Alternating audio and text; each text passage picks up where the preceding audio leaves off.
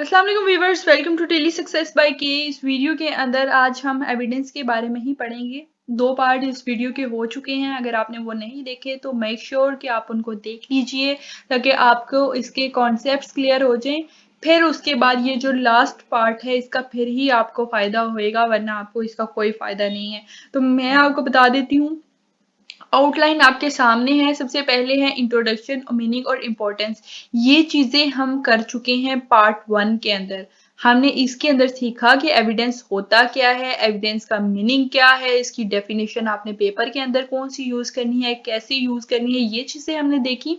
फिर second video के अंदर हमने जो है वो काइंड्स के बारे में पढ़ा कि काइंड्स, इसकी जो 3 तरह की काइंड्स होती हैं, हमने उनको डिटेल के अंदर स्टडी किया, उनकी एग्जांपल्स देखी और आप किस तरह से अपने पेपर के अंदर अपनी वर्डिंग को यूज करके लिख सकते हो। एग्जाम के अंदर अपना दिमाग यूज करना है रट्टा लगाने के बजाय, तो वो आपने किस तरह से आप लिख सकते हैं। फिर उसके बाद अब हमारा है द लास्ट वन, जिसके अंदर हम देखेंगे modes of production of evidence.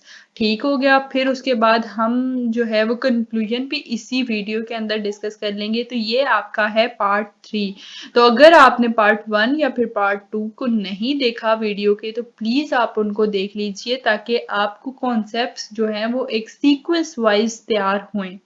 तो अब भी स्क्रीन पर जो आपको शो हो रहा है ये आप हमने सब डिटेल के अंदर पढ़ा है, काइंड्स को और इसके मीनिंग, इम्पोर्टेंस, हर चीज़ को हमने बहुत अच्छे से पढ़ लिया है। अभी हमने देखना है the modes of production of evidence, जिसको हम पढ़ रहे हैं कि भाई बहुत अहमियत है, उसको किस तरह से आप ले सकते हो, एविडेंस किस तरह से प्रोड्यूस कर सकते हो। सही है।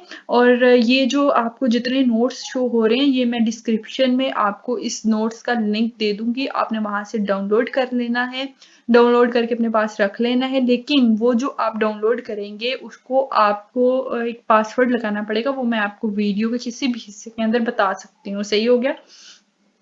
सबसे पहले है डॉक्यूमेंट्री एविडेंस। सही हो गया। फिर आपके पास होते हैं विटनेस टेस्टिमनीज और एक और होता है आपके पास साइंटिफिक एविडेंस। ठीक है, इनको हमने इस वीडियो के अंदर आज हम अभी इन्हीं चीजों के बारे में पढ़ने लगे हैं।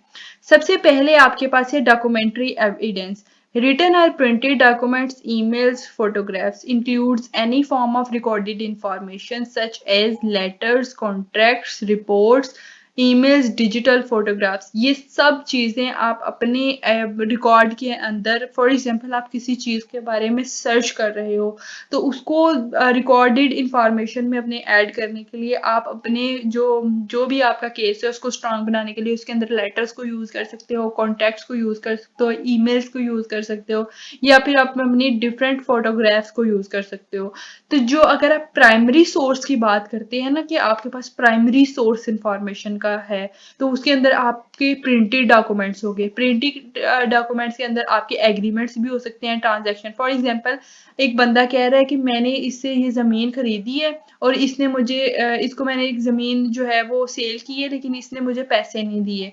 तो अब वो बंदा कह रहा है पैसे उसने ले लिए हैं, लेकिन वो जो है उसने इसके खिलाफ और पैसे लेने के लिए केस कर दिया कि इसने तो मुझे पैसे ही नहीं दिए। इस केस में अगर आपके पास ट्रांजैक्शन की रसीट आ जाए ना, तो आपका केस जो है वो बन जाता है और जज के लिए आसानी हो जाती है और एविडेंस की बेस के ऊपर आप ये केस जीत सकते हो। तो ये है आपके पास डॉक्यूमेंट्री एविडेंस।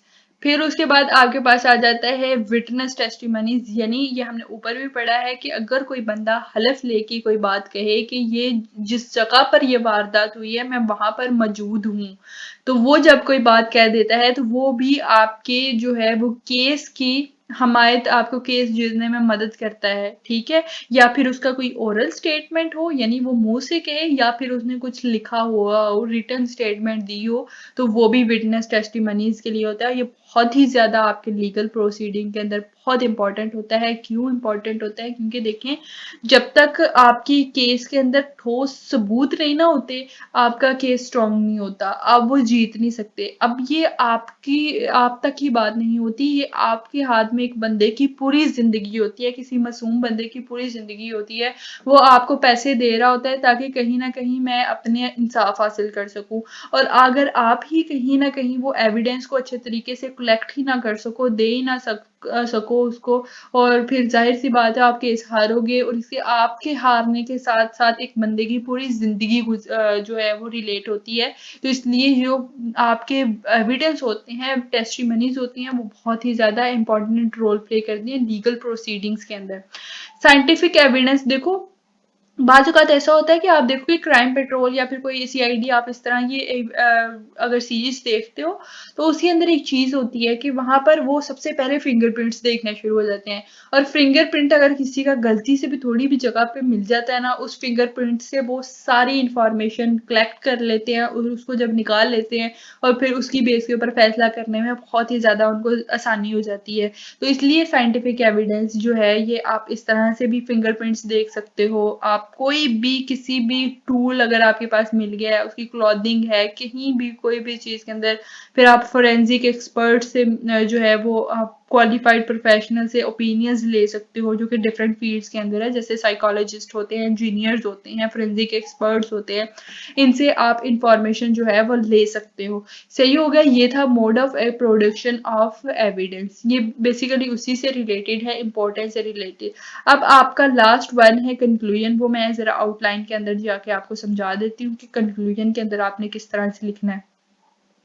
कंक्लूजन के अंदर आपने कोई चीज़ एक्स्ट्रा नहीं लिखनी, जो चीज़ें आपने ऑलरेडी लिखी हैं ना, आपने उनको जो है वो लिखना है दोबारा से, और उनको वर्डिंग चेंज करके, जिसके अंदर आप दोबारा से एक लाइन अपनी वर्डिंग के अंदर एविडेंस की बताओगे कि एविडेंस है क्या, फिर अपनी वर्डिंग के अंदर ही आप सिग्निफिकेंस बताओगे, और फिर आप बताओगे कि किस तरह से एविडेंस आपकी डिफरेंट एस्पेक्ट्स ऑफ लाइफ और सोसाइटी के अंदर जो है वो रोल प्ले करता है।